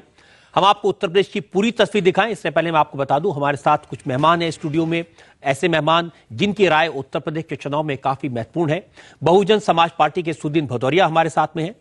कांग्रेस पार्टी के शकील अहमद महामंत्री हैं, हमारे साथ हैं। लालजी टंडन भारतीय जनता पार्टी के नेता हमारे साथ में हैं। और अभी अभी हमारे साथ कांग्रेस की नेता रीटा बहुगुणा ने हमें ज्वाइन किया। रीटा जी, बहुत बहुत स्वागत है आपका। हमने उत्तर प्रदेश के अलग अलग हिस्सों की तस्वीर दिखाई, हम आपको एक फाइनल तस्वीर दिखाएं। इससे पहले मैंने आपसे वादा किया था आपको मौका देंगे आप सवाल का जवाब देने का। शाहिद सिद्दीकी का कहना यह था कि मायावती बार बार कांग्रेस का नाम इसलिए ले रही हैं कि मुसलमान वोटों को बांटा जा सके, जिस पर अब जवाब देना चाहते हैं सुदीन भदौरिया। देखिए, उत्तर प्रदेश के पिछले चुनाव के नतीजों को भी देखिए और इस समय जो वर्तमान में चुनाव हो रहा है उसको भी देखिए। देखिए, हम किसी के ना वोट को बांटना चाहते हैं, ना हम किसी के वोट को जबरदस्ती अपनी ओर ले आना चाहते हैं। उत्तर प्रदेश की स्थिति एकदम साफ है। जहां तक मुस्लिम मतदाता का सवाल है, उत्तर प्रदेश में 2007 के चुनाव में बहुजन समाज पार्टी ने अपने बल पर 30 मुस्लिम विधायकों को चुनवाया। समाजवादी पार्टी, कांग्रेस पार्टी और सभी पार्टियां जिसमें आरएलडी वगैरह है, इन्होंने मिलकर कुल मिलाकर 26 विधायक चुनवाए। इस बार भी हम लोगों ने उत्तर प्रदेश के इस विधानसभा के चुनाव में सबसे अधिक सीटें 85 सीटें दी हैं। इतनी सीटें मुलायम सिंह ने नहीं दी हैं। दूसरी चीज ये, अगर आप देखेंगे, मुलायम सिंह जी हमेशा बात तो मुस्लिम की करते हैं, पर जिन सीटों पर जहां पर ये अपने वोट के जरिए जिता सकते हैं मुस्लिम कैंडिडेटों को, लोकसभा में भी और विधानसभा, कभी भी ये मैनपुरी में, एटा में, फिरोजाबाद में, आजमगढ़ के अंदर बदायूं में, संभल में ये कभी भी मुस्लिम कैंडिडेट को वहां पर नहीं लड़ाते हैं, और जबकि लड़ाते थे तब भी एक आध वापस हम लोग देखिए ऐसा है, हम लोगों ने सबसे ज्यादा हिफाजत की है और सबसे ज्यादा हक भी दिया है मुस्लिम मैंने आपको अपनी बात, हम बांटना नहीं चाहते, हम चाहते हैं उनको उनका हक मिले और जो हम हक देने की कोशिश करते हैं। आपको पूरा मौका मैंने दिया अपनी बात कहने का। रीटा जी, मैं आपका रिएक्शन चाहूंगा। ये कह रहे हैं कि मुसलमानों को हक देने का काम सिर्फ बहुजन समाज पार्टी ने किया, उनको चुनाव जिताने का काम सिर्फ बहुजन समाज पार्टी ने किया। चुनाव में टिकट देना एक बात होती है और मुसलमानों को उनका हक देना दूसरी बात होती है। मुख्यमंत्री जी ये बताएं कि पिछले 5 वर्षों में उन्होंने मुसलमानों के महबूदी के लिए, उनकी बेहतरी के लिए, उनके विकास के लिए क्या किया। आप देखिए जो 15 निकायत कार्यक्रम में जो स्टेट गवर्नमेंट को करना चाहिए था, शिक्षा के लिए, इंफ्रास्ट्रक्चर के लिए, कुछ नहीं किया गया। यहां तक कि जो MCD माइनॉरिटी कंसंट्रेटेड डिस्ट्रिक्ट्स के लिए दिल्ली से यूपीए गवर्नमेंट ने पैसा दिया, वो पैसा कभी कभी तो अनयूटिलाइज वापस चला गया या डाइवर्ट हो गया। अन्यथा एक काम और किया मायावती सरकार ने, MCD के नाम पे जो पैसा आया कि माइनॉरिटी एरियाज में काम हो, माइनॉरिटी एरिया में उसका काम नहीं हुआ। वो काम उस जगह पर हुआ जहां हमारी मुख्यमंत्री सोचती थी कि उनका वोट बैंक पक्का रहे। तो मुख्यमंत्री जी ने बेईमानी की है। उर्दू के टीचर्स रखने का वादा क्या नहीं किया। मोहल्ले में उर्दू डंडे खाते रहे, लाठी खाते रहे। उनको हाईकोर्ट का जजमेंट था कि उनको नौकरी पे रखा जाए। 6000 मोहल्ले में उर्दू सड़क पर टहल रहे हैं, घूम रहे हैं। ये क्या बात करते हैं। इन्होंने अकलियत के लिए मुसलमान बुनकरों का कर्ज माफ कर सकते थे। बिजली का कितना खर्च था? मुश्किल से 250 करोड़। 250 करोड़ खर्च नहीं कर सके। 2 करोड़ 2 करोड़ की मूर्तियां बना दी। 700 करोड़ रुपए पार्क में लगा दिए। देखिए, कहने में और करने में बहुत अंतर है। हमने मुसलमान विधायक दिया, उन विधायकों की आवाज कहां थी? कभी आपने किसी मुस्लिम विधायक को मुस्लिम के इश्यूज पे सुनते हुए, बोलते हुए देखा? और सबसे बड़ी बात, माइनॉरिटी कमीशन का चेयरमैन हिंदू को बनाया और उसकी कमेटी के मेंबर्स में अकलियत नहीं थी, ज्यादा हिंदूज या नॉन मुस्लिम्स थे। तो देखिए, बोलने से कुछ नहीं होता। आप बताइए कितने आपने कहा किस तरह से लोगों को कि बेहतरी के लिए आपने क्या किया। रीता जी हाँ, रीता जी पूछ रहे हैं आपसे कि आप बताइए आपने क्या किया। बताना चाहता हूं रीता जी को कि हमने लखनऊ शहर में जहां ये चुनाव लड़ रही हैं रीता जी, वहीं पर मान्यवर काशीराम विश्वविद्यालय अरबी, फारसी, उर्दू के लिए बनाया है, जिसको 200 करोड़ रुपए दिए हैं। इसके साथ साथ उत्तर प्रदेश के तमाम मदरसों को हम लोगों ने ग्रांट दी है। इसके अलावा उत्तर प्रदेश के अंदर चाहे वो उर्दू एकेडमी का सवाल हो, चाहे वो बुनकर का सवाल हो, चाहे वो मुस्लिम जो बच्चियां हैं उनके लिए विशेष हमने स्कॉलरशिप्स, फ्री में साइकिल और वो तमाम हमने सुविधाएं उपलब्ध कराई हैं, जिससे मुस्लिम समाज की बहबूदी हो सके, तरक्की हो सके, हिफाजत हो सके और उनको उनका हक मिल सके। जी बहुत बड़ा अंतर है जी। मैं केवल एक लाइन में कहना चाहूंगा कि जो अंतर आ गया उत्तर प्रदेश के चुनाव में, मुझे बहुत खुशी है कि अगर मुस्लिम मतदाताओं को लेकर उत्तर प्रदेश के चुनाव में बात हो रही है तो दरअसल मुस्लिम मतदाताओं के हितों को लेकर बात हो रही है, बीजेपी के डर की बात नहीं हो रही। ये बहुत बड़ा अंतर है। 10 साल पहले जो 2002 के चुनाव हुए थे उनमें और आज में यह अंतर हो गया है कि बीजेपी दरअसल सत्ता की रेस के एक तरह से बाहर हो गई है और पहले बीजेपी का डर दिखा के सारी पार्टियां आपकी बात पर प्रकाश जावड़ेकर रिएक्ट करना चाहते हैं। प्रकाश जावड़ेकर आपकी बात सुन। जी हाँ प्रकाश जी। नहीं, ये सच्चाई है कि मुसलमानों की जो खस्ता हालत है वो कांग्रेस के 50 साल की नीतियों का एक परिणाम है देश भर में।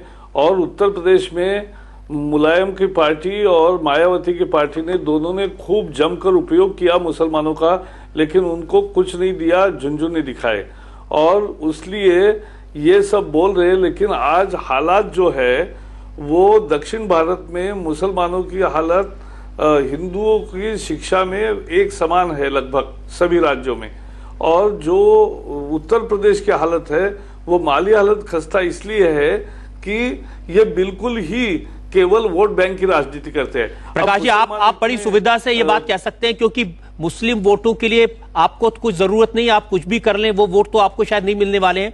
मैं इस सवाल पर आपका रिएक्शन होगा, लेकिन नहीं कर रहे मुझे समाज 100, मैं वही बता रहा हूं, 120 करोड़ समाज जो है वो इस देश का समाज है और 120 करोड़ लोग एक समान है और यही मानते हैं कि हर एक का हम विकास होना चाहिए और इसलिए हम प्रयास करते हैं, और इसलिए उसमें हिंदू भी आते, मुसलमान भी आते, सिख भी आते, ईसाई भी आते, पारसी भी आते। प्रकाश जी, इस बात को लेकर दो सवाल है मेरे पास में, लेकिन मुझे एक ब्रेक लेना है अभी। मैं ब्रेक के बाद आपके पास वापस लौटूंगा और इन दोनों सवालों पर आपका रिएक्शन चाहूंगा। और दर्शकों से कहना चाहते हैं कि उत्तर प्रदेश की फाइनल तस्वीर हम आपको थोड़ी देर बाद में दिखाएंगे। हम आपको ब्रेक के बाद ये बताएंगे उत्तर प्रदेश में कौन सी पार्टी बहुमत हासिल कर सकती है।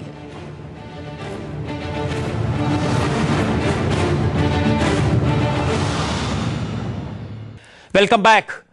हम दिखा रहे हैं 5 राज्यों का ओपिनियन पोल। हम बात कर रहे हैं इस समय उत्तर प्रदेश की।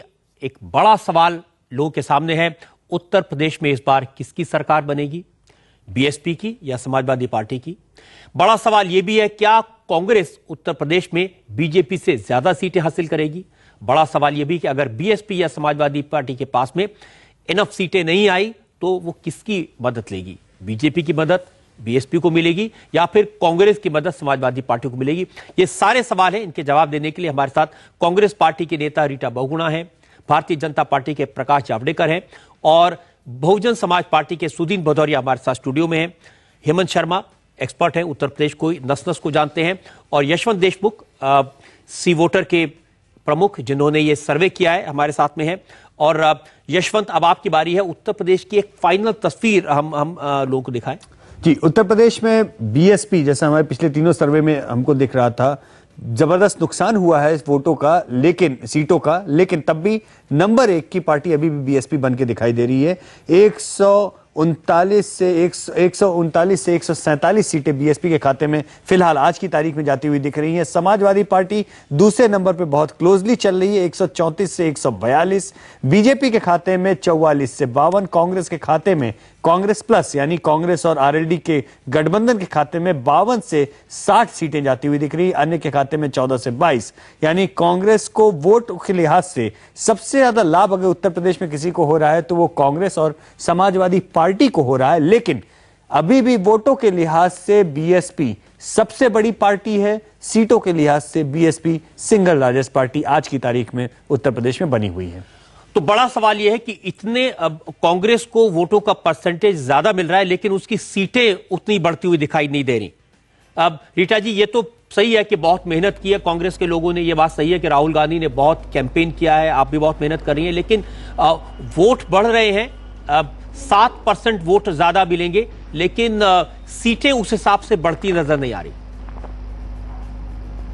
देखिए, अभी तो पहले चक्र का नॉमिनेशन समाप्त हुआ है और अभी जो 2 महीने पहले आप लोग कहते थे कि हमको 22 सीट भी मिलना मुश्किल होगा, आज आप हमारे गठबंधन को 60 बोल रहे हैं। हमें 21-22% मत आप हमारे गठबंधन को दे रहे हैं। आप देखिएगा जैसे जैसे चुनाव आएगा बढ़ता जाएगा, पहला चक्र पूरा होगा, उसके बाद आपके सर्वेक्षण में अंतर आएगा। बुंदेलखंड में आप जो दिखा रहे हैं वो संभव ही नहीं है। हम बुंदेलखंड हो, पूरब हो, मध्य हो, हम बहुत अच्छा करने वाले हैं और खासतौर से पश्चिम में। तो मैं ये समझती हूँ it is too early to predict. अभी आप थोड़ा सा इंतजार करें। कांग्रेस ने बहुत संघर्ष किया है, हम नहीं कह रहे हमारे लिए सरल है, लेकिन हम फिर कहते हैं कि काफी सरप्राइजिंग रिजल्ट्स आएंगे इस बार। कांग्रेस लोग विकल्प चाह रहे हैं। अब 3 टेस्टेड पार्टीज हो चुकी हैं, बार बार उनकी सरकारें बन चुकी हैं, कांग्रेस के लोग देख रहे हैं। राहुल गांधी ने होप दी है, उन्होंने एक इतना जबरदस्त भ्रमण किया है और लाखों लोग उनके पीछे पीछे दौड़ रहे हैं, युवा, महिलाएं, किसान। तो मैं समझती हूं कि मैं इसको बहुत ज्यादा अहमियत नहीं देती। एग्जिट आपका जो ओपिनियन पोल है, ये जाहिर है आपका मत बदलेगा। ये सिर्फ ओपिनियन पोल है, सिर्फ एक अंदाजा है। प्रकाश जी, आपको लगता है कि राहुल गांधी ने जिस तरह से कैंपेन किया है उसका असर उत्तर प्रदेश की जनता पर पड़ रहा है? लोकतंत्र में हर एक को कैंपेन का अधिकार है और बिहार में भी उन्होंने ताबड़तोड़ और बहुत जोर से कैंपेन किया था और मीडिया ने कहा था ये नीतीश वर्सेस राहुल हो रहा है। क्या हुआ अपने को पता है, जहां जहां वो गए वो सीट हारे, जहां नहीं गए वैसे 4 सीटें जीते। तो इसलिए ये कोई मुद्दा नहीं होता है, वो कैंपेन करे, उनकी व्यक्ति के लिए हमें कोई विरोध, हम नहीं बात कर रहे, लेकिन पार्टी का इकबाल खत्म हुआ है और वो मुद्दा है क्योंकि उत्तर प्रदेश में उन्होंने सबका विश्वास खोया है। पहले दलित भी उनके साथ होते थे, मुसलमान भी होते थे। देखिए कुछ भी हो, उत्तर कांग्रेस ने उत्तर प्रदेश में समाप्त हो गया। देखिए प्रकाश जी, कुछ भी हो, कांग्रेस ने उत्तर प्रदेश में कम से कम एक नेता को प्रोजेक्ट किया है। बहुजन समाज पार्टी के पास एक नेता है, समाजवादी पार्टी के पास एक नेता है। आपको नहीं लगता कि भारतीय जनता पार्टी की बड़ी प्रॉब्लम उत्तर प्रदेश में यह है, जैसे बाकी प्रदेश में है, उत्तर प्रदेश में कोई नेता नहीं है? नहीं, ऐसा किसने कहा आपको?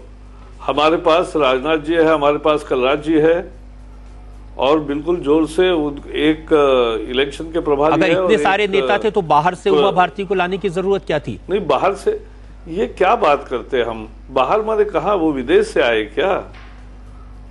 वो देश एक है, कोई भी कहीं भी जाके बच सकता है। तो कोई भी कहीं जाके ऑल इंडिया लीडर होता है, वही तो दूसरी जगह जाके लड़ सकता है। और उसने तो कब कहा कि मैं मुख्यमंत्री की दावेदार हूं या कुछ है?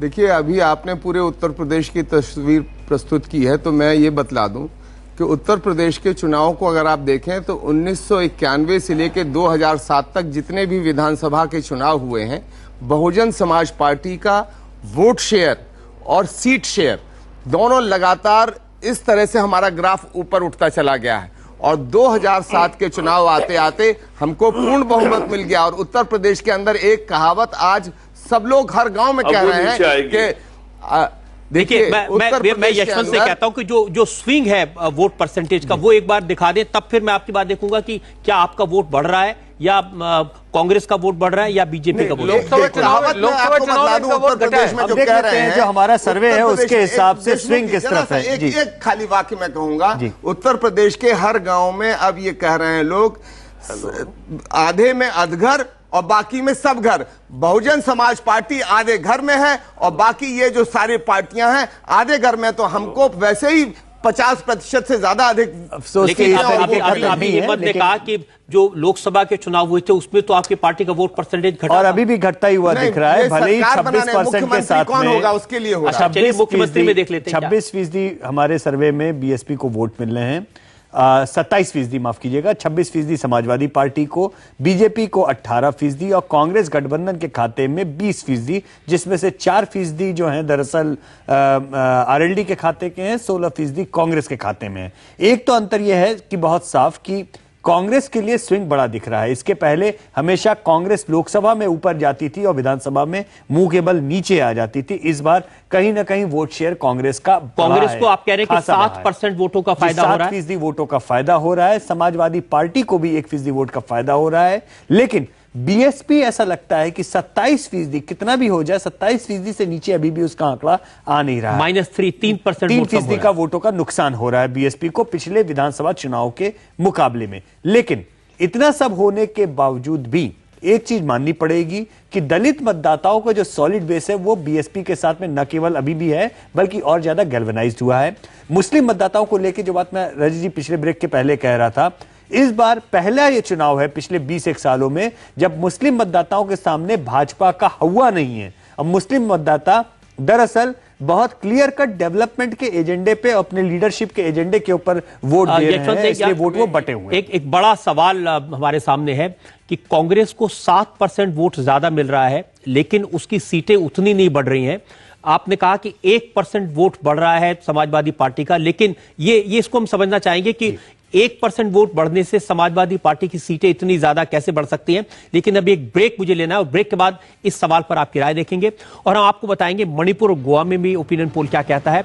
उत्तर प्रदेश की बात करेंगे, दोनों राज्यों की बात करेंगे एक ब्रेक के बाद।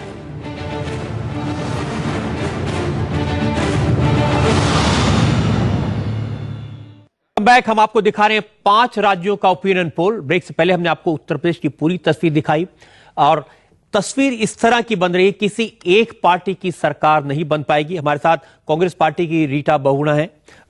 रीटा जी, एक ये तस्वीर जरूर सामने आ रही है कि कोई एक पार्टी अपनी सरकार नहीं बना पाएगी, समाजवादी पार्टी हो या, बल्कि तस्वीर यहां तक सामने आ रही है कि अगर समाजवादी पार्टी और कांग्रेस मिलकर बनाना चाहें या बीएसपी और कांग्रेस मिलकर बनाना चाहें तो भी सरकार बनती नजर नहीं आ रही। देखिए, मैं समझती हूँ कोएलिशन ये प्रदेश नहीं चाहता। ये प्रदेश एक साफ सुथरी अच्छी सरकार चाहता है और अगर उन्होंने सपा को रिजेक्ट किया, बसपा को रिजेक्ट किया, उससे पहले बीजेपी को रिजेक्ट किया, और बीजेपी को रिजेक्ट किया तो 10 साल 15 साल से ज्यादा हो गए। तो अब वो जो ऑल्टरनेटिव चाह रहे हैं वो बेटर ऑल्टरनेटिव चाह रहे हैं। कांग्रेस पार्टी वचन दे रही है कि भाई हम परिवर्तन लाना चाहते हैं, लाइफ में चेंज लाना चाहते हैं। तो अगर उन्हीं लोगों को साथ लेंगे जो डिस्क्रेडिटेड हैं तो हम और डिस्क्रेडिट हो जाएंगे। तो हमारी पार्टी की ओपिनियन है कि अगर हम खुद अपनी गवर्नमेंट बना सकें तो हमको बनाना चाहिए, अन्यथा विपक्ष में बैठना चाहिए। हेमंत जी, आप आज कुछ की कहना तारीख में ये हमारा फर्म व्यू है। रजत जी, ये जो फ्रैक्चर्ड मैंडेट आ रहा है यशवंत देशमुख के सर्वे में, इससे साफ है कि सरकार के खिलाफ गुस्सा तो है बहुजन समाज पार्टी के, पर सरकार विरोधी जो रुझान है, एंटी इनकम्बेंसी, उसका कोई एक दल फायदा नहीं उठा पा रहा है। जैसा कि अभी रीता जी ने कहा कि हम सरकार नहीं बनाएंगे, तो कांग्रेस और बीजेपी मुझे लगता है कि ये 2014 की तैयारी कर रहे हैं। बीजेपी पोस्ट पोल सिनेरियो में अपनी कोई भूमिका तलाश रही है, वो भी सरकार बनाने की स्थिति में नहीं है। लेकिन मोटी बात यही है कि पिछले 3 ओपिनियन पोल में एक ही बात बार बार सामने आई कि उत्तर प्रदेश में कोई एक पार्टी अपनी सरकार नहीं बना पाएगी, त्रिशंकु विधानसभा होगी। ये ओपिनियन पोल, ये अंदाजा कहता है।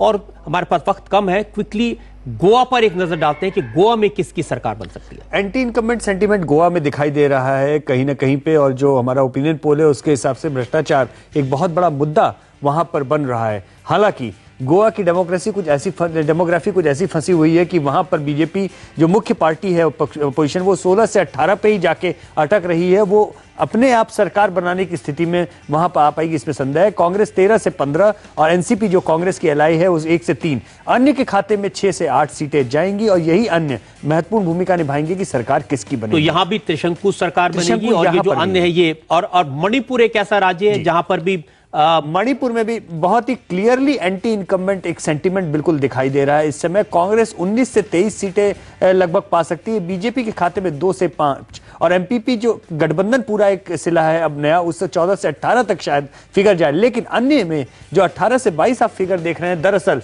इसमें बहुत बड़ा परिवर्तन एक ये आया है कि नागालैंड की जो रूलिंग पार्टी है एनपीएफ, वो पहली बार मणिपुर में चुनाव लड़ने जा रही है, और उसका बहुत खासा इंपैक्ट इस बार दिख सकता है। ये पहली बार वहां के चुनावी इतिहास में हो रहा है कि नागालैंड की पार्टी, और हम सब जानते हैं कि 1 दर्जन सीटें हैं जो कि नागा बहुल सीटें हैं मणिपुर में, और मुझे लगता है कि उसका बहुत बड़ा असर पड़ेगा इस बार सरकार बनाने की कवायद में।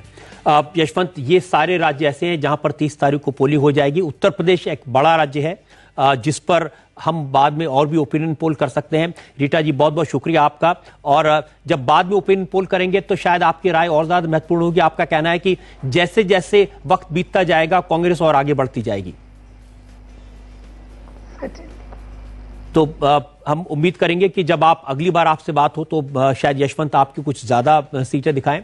और बड़ा मुश्किल इसलिए है क्योंकि आपने ब्रेक से पहले रजत जी सवाल पूछा था कि कांग्रेस के पक्ष में 7% स्विंग है, तो भी सीटों में इतना बड़ा क्यों नहीं अंतर पड़ रहा है। दरअसल चौतरफा मुकाबले में अगर आप 2007 के चुनाव देखें तो समाजवादी पार्टी 25% वोटों के साथ में 100 सीट पे अटकी, और बीएसपी 30% के ऊपर 200 का फिगर क्रॉस कर गई। दरअसल 25% का थ्रेशोल्ड है। चौतरफा जब बंटवारा होता है वोटों का, जब तक आप 25% का थ्रेशोल्ड नहीं क्रॉस करते तब तक 100 के ऊपर सीटें क्रॉस करना खासा मुश्किल होता है। और जैसे ही आप 25% के ऊपर का फिगर क्रॉस करना शुरू करते हैं तो 1% के ऊपर आपको ऑलमोस्ट 20 से 25 सीटें टपकनी शुरू होती हैं, और 30% वोट टच करते करते आप बहुमत पा जाते हैं। तो कहीं ना कहीं कांग्रेस अभी भी उस थ्रेशोल्ड से काफी पीछे है, बीजेपी उस 25% के थ्रेशोल्ड से काफी पीछे है। हाँ रीटा जी, अब जरूर 25 के ऊपर जाएंगे। 9 से आप 17 पर पहुंची हैं वैसे भी नहीं, अगर 25 तक पहुंच जाए तो शायद है 25 पाएगा। जी,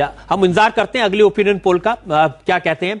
और दर्शकों से हम यही कहना चाहते हैं कि उत्तर प्रदेश का ओपिनियन पोल हमने आपको दिखा, ये सिर्फ अंदाजा है, और यूपी के इस ओपिनियन पोल का अंदाजा यह है कि यहां किसी पार्टी की अपनी सरकार कम से कम आज की तारीख में नहीं बन सकती। खास बात यह है कि अगर 2 पार्टियां मिल जाएं, कांग्रेस समाजवादी से मिल जाए, मदद करने की कोशिश करे तो भी सरकार नहीं बनेगी, बीएसपी अगर बीजेपी से हाथ मिला ले तो भी सरकार नहीं बन सकती। असल में क्या होगा ये तो 6 मार्च को पता चलेगा। पंजाब, उत्तराखंड, मणिपुर और गोवा के वोटर से हमारी ये अपील है कि वोट देने जरूर जाएं। चुनाव के दिन छुट्टी मानकर घर पर न बैठें, ताकि किसी को यह कहने का मौका न मिले कि 10 से 20% वोट पाकर लोग चुनाव जीत जाते हैं। यह आपका हक है, यह लोकतंत्र की जरूरत है। आप अपना मुख्यमंत्री अपने आप बनाएं, वोट देने जरूर जाएं।